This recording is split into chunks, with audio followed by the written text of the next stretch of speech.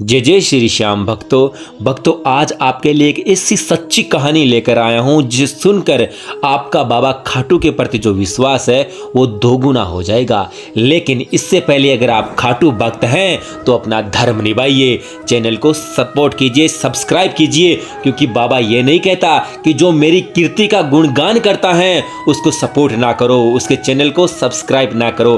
तो सबसे पहले आप अपना धर्म निभाइए। दोस्तों आज की जो कहानी है वो हाल ही में घटित हुई है। दोस्तों ये कहानी है जयपुर में रहने वाले राहुल और नेहा की, जिनका भगवान से कोई ताल्लुकात नहीं है। दोनों किसी प्राइवेट कंपनी में जॉब करते हैं और रात को बढ़िया पार्टी करते हैं। उनको भगवान से कोई मतलब नहीं है। दोनों के माता पिता अहमदाबाद में रहते थे। दोस्तों नेहा समय के साथ में गर्भवती हो जाती हैं। नेहा को जब ये पता चलता है कि मैं गर्भवती बन गई हूँ, उन दोनों को बहुत खुशी होती है। दोनों अपने घर में ये खुशखबरी सुनाते हैं फ़ोन करके। जैसे ही राहुल अपने माता पिता को ये बात बताता है, उनके माता पिता बहुत खुश होते हैं, उनकी माँ बहुत प्रसन्न होती हैं और कहती है कि बेटा अब मैं बहू का ध्यान रखने के लिए खुद जयपुर आऊँगी और 9-10 महीने में वहाँ पर रहूँगी और बहू का अच्छे से ख्याल रखूँगी जब तक मुझे कोई पोता पोती प्राप्त ना हो जाए। तो नेहा ने कहा राहुल से कि अपनी माँ को यहाँ मत बुलाओ, वो पुराने स्वभाव की है और मेरे और उनकी अच्छे से नहीं बनती है, मैं उनके साथ में सजेस्ट नहीं रह पाऊँगी, आप उनको मत बुलाओ, मैं यहाँ कोई मेरी बाई रख लूँगी काम करने के लिए और मैं खुद से अपना ध्यान रख लूँगी। दोस्तों राहुल ने अपनी माँ को मना कर दिया कि तुम मत आओ, ये सेट हो जाएगी यहाँ पर। उनकी माँ को अच्छा तो नहीं लगा, लेकिन उन्होंने अपने बेटे की बात मानी और कहा कि बेटा कोई बात नहीं, लेकिन बहू का पूरा ध्यान रखना। दोस्तों जैसे जैसे टाइम बीतता गया, नेहा अब 8 महीने की गर्भवती हो गई थी। उन्होंने काम करने के लिए घर में एक बाई रख ली थी, लड़की रख ली थी। लेकिन दोस्तों 8 महीने के भीतर जो पीरियड चल रहा था उस समय उनकी जो काम करने वाली बाई थी वो एक दिन छुट्टी पर थी, कोई ज़रूरी काम हो गया था, वो नहीं आ पाई। नेहा घर पर अकेली थी और राहुल ऑफिस गया हुआ था। लेकिन दोस्तों एक ऐसी घटना घटित हो जाती है उस दिन जो वास्तव में आश्चर्यचकित है।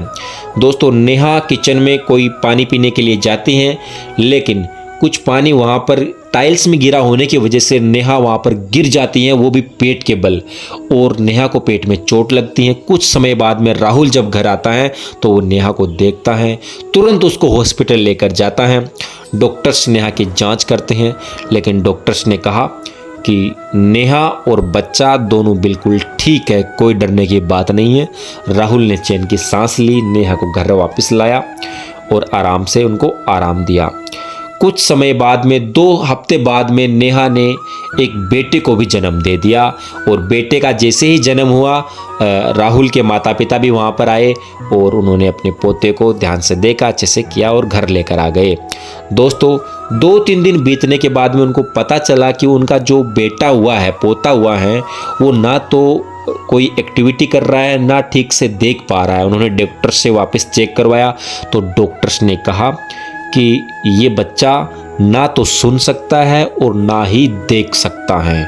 दोस्तों ये बात सुनकर पूरे परिवार में सन्नाटा छा गया। सबकी आंखों में जो खुशी के पल था वो दुख में बदल गया। सबकी आंखों में आंसू आ गए कि उन्होंने कहा कि डॉक्टर साहब ये क्या बोल रहे हो आप, हमारे घर में वर्षों से इतनी खुशी आई थी और आप ये क्या कह रहे हो। डॉक्टर्स ने कहा आई एम सॉरी, ये इनकी जन्म से बीमारी है, शायद 2 हफ्ते पहले आप गिरी थी, उस वजह से इसके माइंड में चोट आई है और उस चोट की वजह से ये न तो सुन पा रहा है और न ही देख पा रहा है।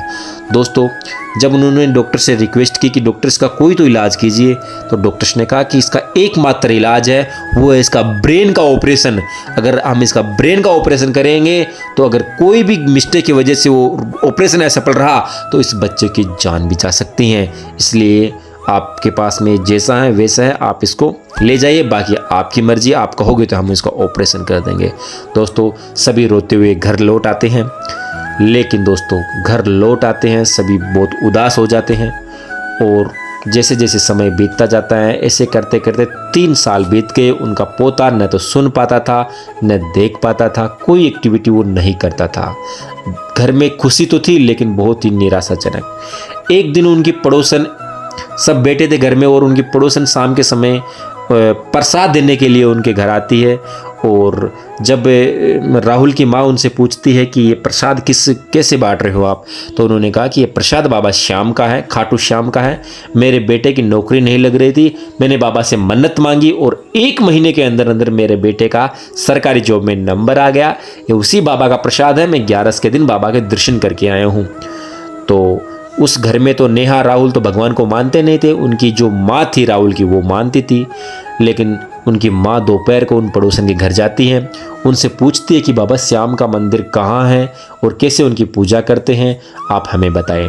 तो उनकी माँ कहती हैं कि आपका जो पोता है वो बिल्कुल ठीक हो सकता है, आप बाबा श्याम से आराधना कीजिए, उनकी पूजा कीजिए और हो सके तो एक बार उनके दर्शन करके आ जाइए, हाथ जोड़कर वहाँ से विनती कर लीजिए। मेरा मानना है कि आपका पोता बिल्कुल ठीक हो जाएगा।